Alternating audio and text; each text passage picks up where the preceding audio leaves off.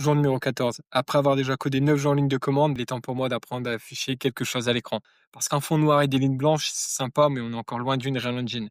Donc pour ça, je vais utiliser ce qu'on appelle une bibliothèque graphique. Là, il en existe plusieurs, mais mon choix, moi, il s'est porté sur SDL3, parce qu'il est très utilisé dans plein de jeux indés. Et il permet d'afficher une fenêtre, d'afficher une image, de gérer la souris, le clavier et même le son.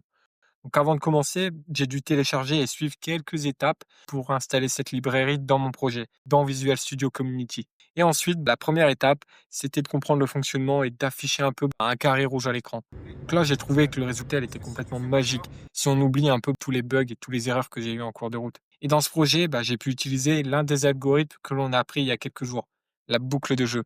En fait, elle lit ce que fait le joueur, met à jour le jeu, dessine un peu ce qu'on veut et réaffiche le tout. Heureusement, dans une Unreal Engine, c'est déjà traité pour nous en partie de ce côté-là, on n'a pas à s'inquiéter. Après ça, j'ai vu comment afficher un simple carré. Là, je devais le faire bouger avec les flèches du clavier et ça, c'était la dinguerie. Ici, la particularité, c'est que le déplacement, il dépend du temps écoulé entre chaque image. Parce que si tu fais pas ça, ton image, elle peut se déplacer à la vitesse de la lumière ou à 2 à l'heure.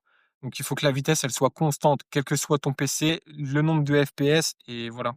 Donc ça me rappelle un peu une Real Engine. Et grâce au versionning, j'ai pu versionner mon code avec et sans fonction. Ça, c'est ce qui augmente un peu ma compréhension du code.